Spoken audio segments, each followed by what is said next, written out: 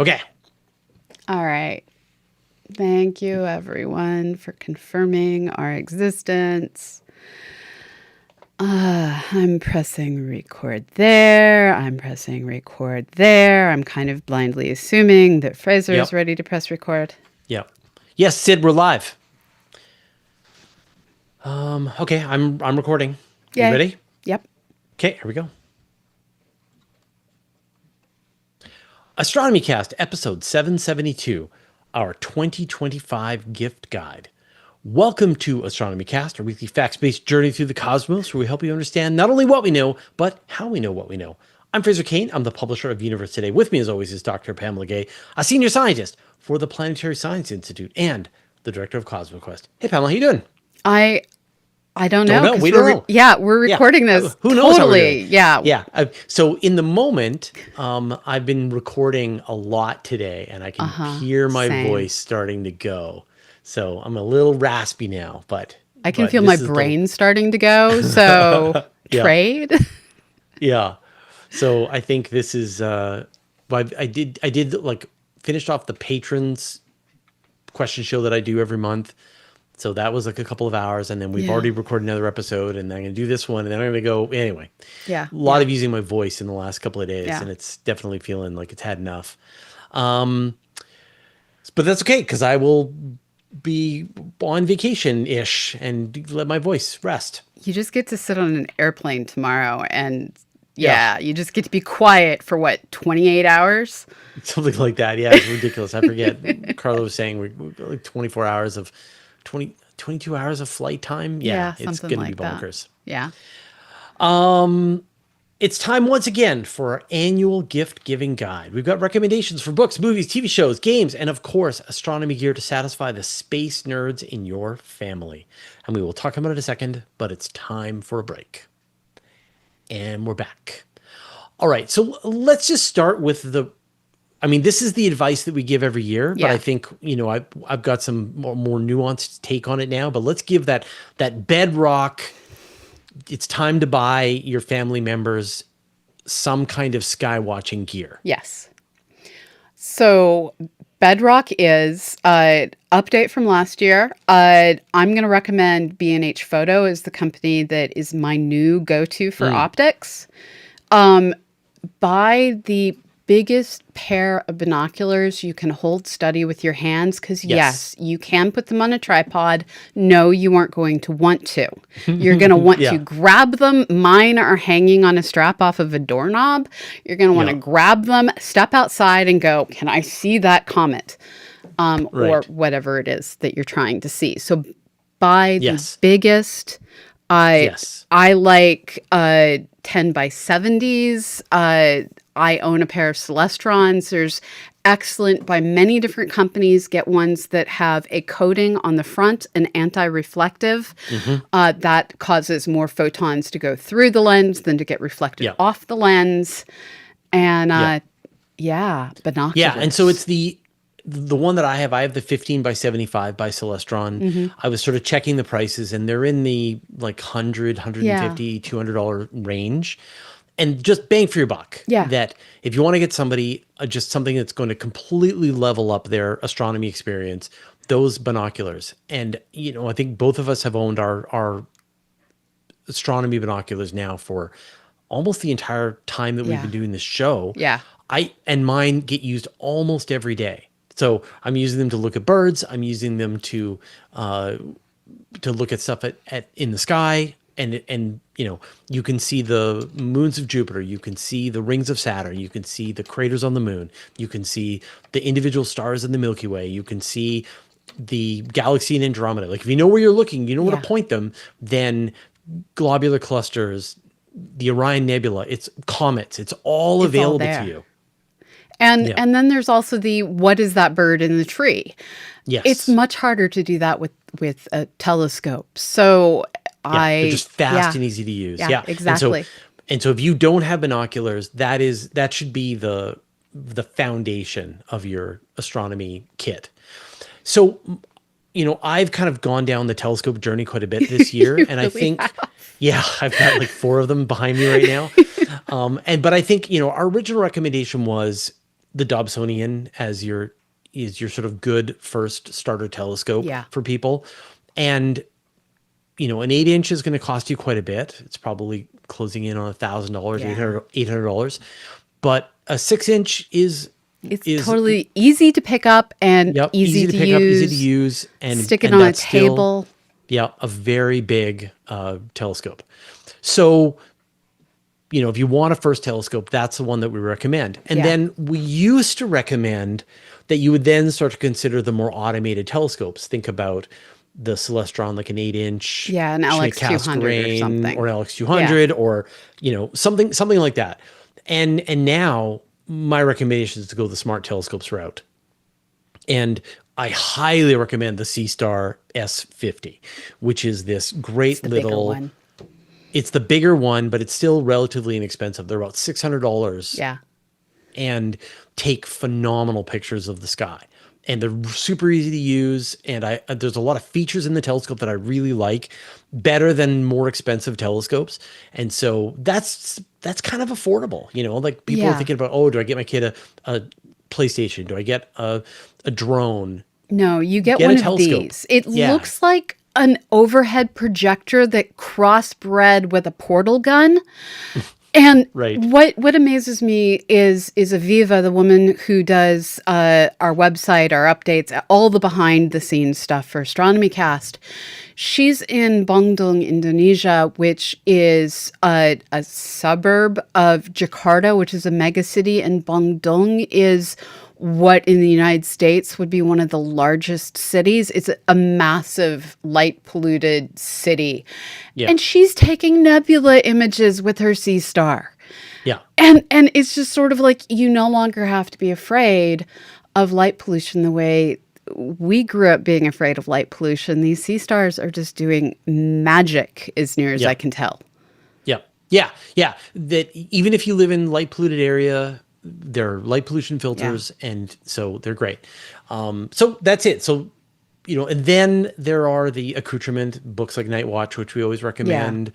There are apps that you can use to help you find around the night sky, but you kind of don't need them with the C-Star. You just find the list of the things you want to look at, and you punch them on your phone, and away you go. So hopefully, over the next several years, you know, if you've got the budget, you will be building up your astronomy nerds tech. If you live someplace where you're like, I'm not worried about light pollution, it simply always rains here.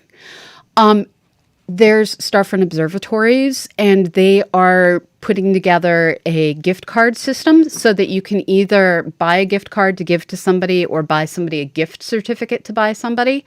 I don't make money from Starfront observatories. I just think they are super cool, and I use their telescopes now and then.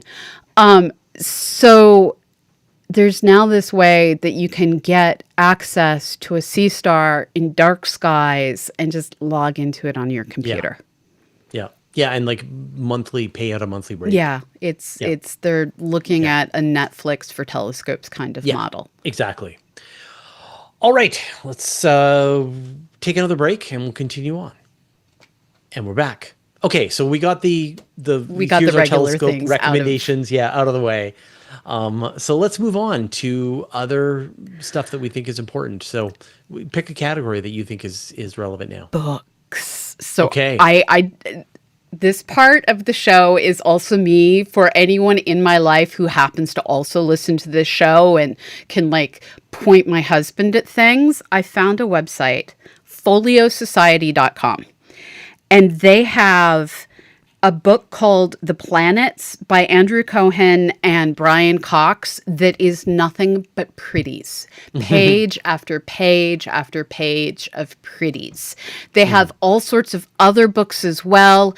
And I really think that sometimes it just makes sense to say, I want to influence the people in my life by handing them something that is paper that they're going to feel encouraged to just randomly open to a different page and see what is there and be swept away by how amazing our universe is. So Folio Society, Megan Watsky and Kim Conwell Arcade have an entire collection of super pretty books. David Dickinson put together, along with you, I contributed Randomness, put together a book a number of years ago on how to take your own pretty pictures. Books are a way to change people's lives in a way that doesn't require them to poison their night vision the same way that a screen does. And you can set one on your coffee table and people will flip through it. I mean, that's why they're called coffee table books. Yeah. You know, I was sort of not a fan of physical media for a while there. Yeah. And I'm coming back around now and kind of regret the ditching of the physical media that I did. Yeah. And am starting to rebuild my collection, my library. And, you know, physical books are great, as you said. You know, sometimes you just want to pick up a book and you want to look through it. You want to read it. You want to look at the pictures. And astronomy is one of those fields where there are new missions, new telescopes, new images coming out all the time, and they capture well. Astronaut photography, there's memoirs from astronauts. You know, there's a bunch of those kinds of books that you can get your hands on. And so, you know, you made some recommendations. So I would definitely suggest like some nice physical book that has nice imagery from space, something that you can sit front and center and use it as a talking point when, you know, people come by, or just like sit and read. And I really think there's a place for getting both older people who have spare time, so people who actually, I've heard of this mythological thing called retirement. I'm not quite sure what it is. And younger humans, so like high school, middle school, a subscription to a physical magazine, support publishing, National Geographic, Scientific American. Sky and Telescope is now part of the American Astronomical Society, but there I'd say Patreon with this guy, he's over there. Support the publishing industry and get physical subscriptions for people who have the time to just like sit and enjoy them. Because if you're flipping through pages, you're going to read articles you would never click on the landing page of a website. And Patreon now allows gift subscriptions. So you can gift someone ad-free forever on Universe Today, which has more media than any other astronomy site, as near as I can tell. Yeah, you can gift a year's Patreon subscription to any patron. And so whatever the recipient is into, you can probably find a Patreon that to support them. And this is sort of another direction that I think is really important. We're going to see this grow, is this direct support of journalism, of media creators, of the content that you enjoy. And it's a way to give back, a way to make sure they can keep doing their job under all of the different threats that people are currently facing. So, you know, someone in the chat is recommending you can buy membership in the Planetary Society. There's like a whole bunch of these, and you can sort of give a person membership in something that is meaningful to them. Awesome. I like that. And the Dungeons and Dragons community. It is not astronomy. I just need to say the Patreon Dungeons and Dragons community is without comparison. There are map makers. Yeah. There's 3D miniature creators that you can download their designs and run them through your 3D printer. Yeah. There's adventure people who design adventures and give all kinds of other support information for D&D. Yeah, it's pretty amazing how well supported the community is for role-playing games. And so I think find these small companies, or even, I mean, Scientific American, it's not huge when you compare it to a tech company. We're talking like dozens of people, not tens of thousands of people. Find the places you can support directly. And so even for like accessories, I would say don't go to Amazon, go to like Peak Design. They're the place I go to buy tripods. You could murder somebody with a Peak Design tripod, or simply observe through a tornado. Pick one. Probably observe through a tornado, but go inside, leave the camera outside. Peak Design, B&H Photo, it's another smaller company. Buy direct from C-Star. Just go direct. Remove the middleman. Remove the loss of income to the companies. Keep the creators, the companies you enjoy, going through this weird future. Yeah. All right, we're going to talk about some more ideas. We're back in a second. And we're back. All right, so let's talk about games. So I want to talk about physical games and video games. I have been playing a lot of physical games recently. So, video games still, my Steam Deck continues to be in heavy use. Yes. It is my primary game machine. And I think, if you've been following our recommendations for the last couple of years, we've recommended the Steam Deck. So you can also accessorize your Steam Deck, which is kind of cool. Yeah. I bought, for my kids, I bought them the Steam Deck sort of stand. And so you sit on this little stand, you plug into the back of it, and then it gives you a whole bunch of expansion ports. So now you can hook up a bunch of controllers to it. You can hook it up to your television, and now it acts like a game console, just as if you had an Xbox or a PlayStation. But it's got your entire Steam library, and it's played on your TV. And then you can play like co-op games with it. There's a great set of controllers that come from a company called 8-Bit Dough. Oh. And I've bought now 2 of their game controllers, and they're really nice, really great controllers. They're not expensive and have like much better gameplay than even like an Xbox controller or a PlayStation controller. And I highly recommend them. So definitely check that out.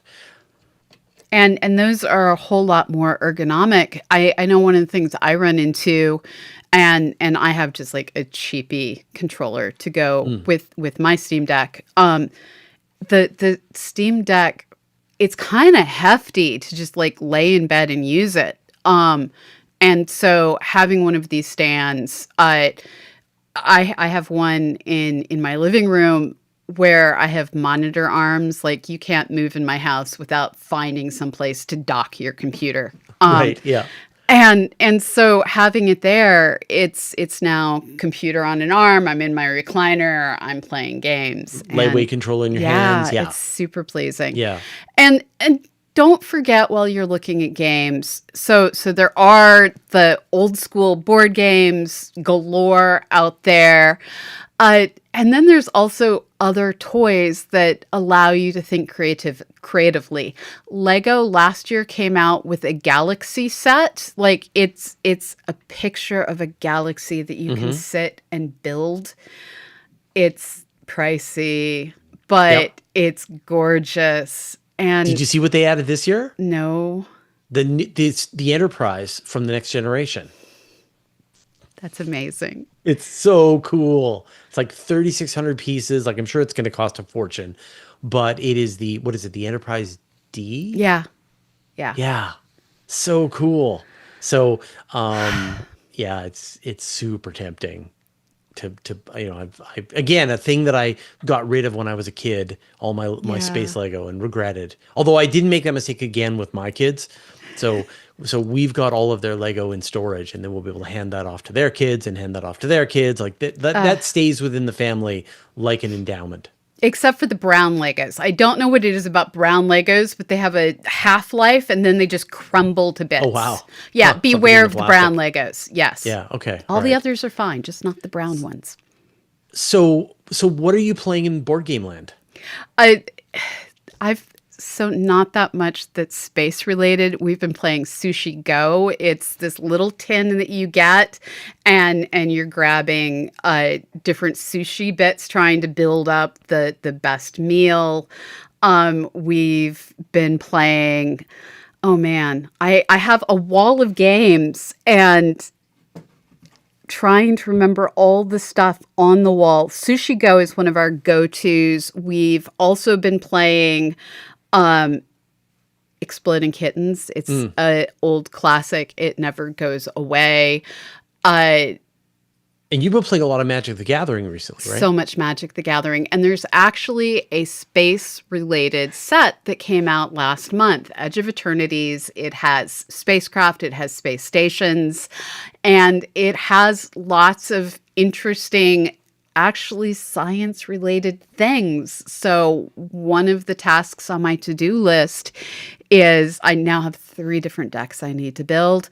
One is dinosaurs. The other is things like meteors, meteor crater, lightning, so I can kill the dinosaurs. Right. And now I also have the ability to build a space-related deck and see if I can destroy goblins from space. That's awesome.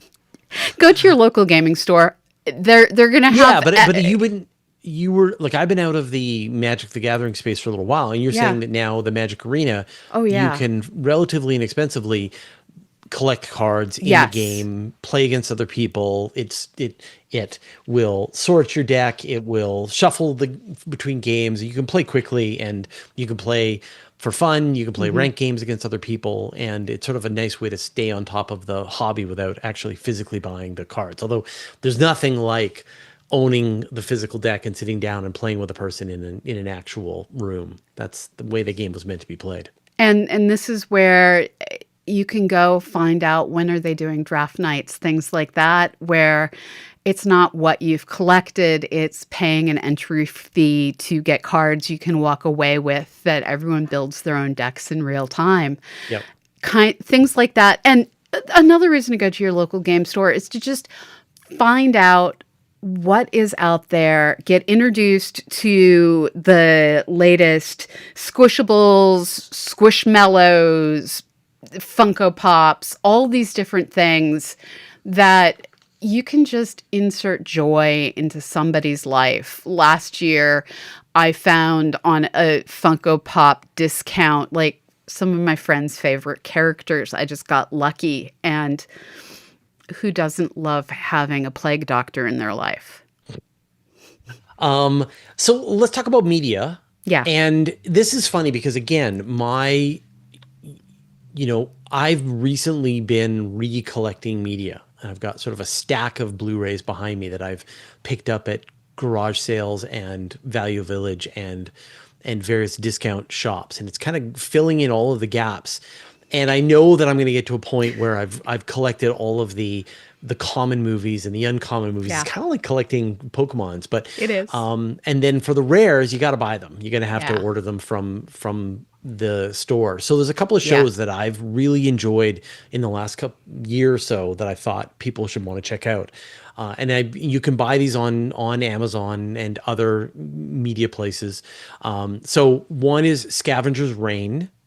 And have you seen this yet? I meant to. You would know if you'd had. Yeah, you'd know if you had. So it's animated. It's about these people that are on this weird world, and it's this strange biology-based. I've seen a few episodes. Yeah, I one of my friends watches it, and I keep catching fragments of episodes at her house. Yeah, I think it's in my top 10 television shows ever. Oh, wow. And there's a nice Blu-ray you can buy that just has the whole collection ready to go, and it's highly worth watching. Another movie that came out that sort of surprised me how good it was a movie called Mars Express. And it's a French animated movie and is sort of like Blade Runner meets it's kind of like Blade Runner, but it's about a private detective and her robot assistant, and they chase bad guys to Mars, and sort of really cool technology, very funny dialogue, very well written. I really enjoyed it. And it's a movie, but if you can get your hands on it, definitely check that out. And then I think sort of one of the more endearing shows that I watched in the last year is called Delicious in Dungeon, which is an anime about it's like a D&D anime where some adventurers are trying to go down into this dungeon, and they are running out of food. And they're trying to rescue their friends, and so one of them wonders, well, could we just cook the monsters?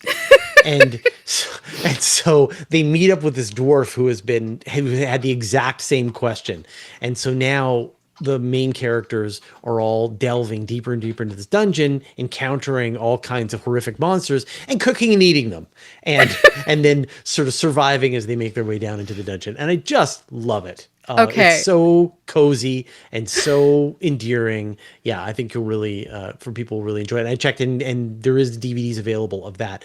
I'm not sure, sort of, if they have the audio that you find on Netflix, but still, yeah. So an anime, I can't even justify why I like it as much as I do. It's just ridiculous. I may be a guild receptionist, but I'll solo any boss to clock out on time. And it is the typical... That's the name of the anime. Yes. The entire name is, I may be a guild receptionist, but I'll solo any boss to clock out on time. And it is literally the story of a timeline where dungeons have opened up all over the place, and they have adventurers that have to get licenses before they go down to take on the different bosses.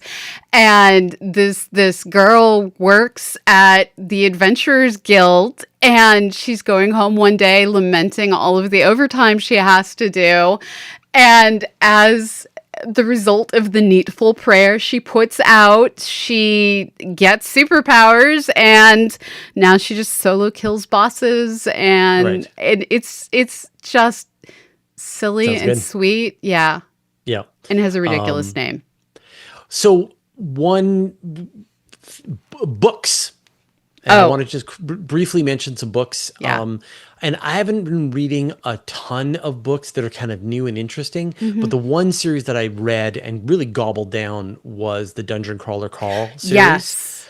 So there's like 7 books, and I just speed ran through all of them on the recommendation of my son, and they're just terrific. And so if you want to give somebody, like if you enjoy light, entertaining reading, think about, We Are Legion, We Are Bob, think about The Martian, think about Project Hail Mary. In that sort of zone, it's an isekai. Just to be clear, it's an isekai. It's a role-playing game fiction. Yeah, but it's not like the ones where it's someone suddenly ends up only them in a different timeline. It's the entire planet Earth becomes part of a game show. And there are some lines in it that just stay with you. So the main character has a quote that is basically, "They will not break me. They may hurt me. They may kill me. They will not break me." And just that concept is, especially in this timeline. Yeah, it's a great series. Electronically, audiobooks. The audiobooks are some of the best. The narrator they heard, oh my God, he's the best. I thought it was a full cast recording. It is not. Yeah. Awesome. Did you have any more final gift recommendations, or are we all out? I think that's it. Get people physical media, buy things from the creators, and support the fandom of the person that you're buying for, which is going to require a little investigative work on your part. So if there was like a patron that you wanted to join, who would it be? Exactly. Son? Yeah, that kind of thing. Dad? Who would you want to support? Yeah. Awesome. All right. Well, I hope everybody has a great holiday. Please let us know if you have any additional recommendations, or if you've taken action on any of our recommendations. We are not funded. We're not we receive no sponsorship from any of the things that we talked about here. So go forth, be awesome. And thank you to our patrons. We thank the $10 and up patrons at the end of every episode. And today we would like to thank, and this is where Rich inserts the audio.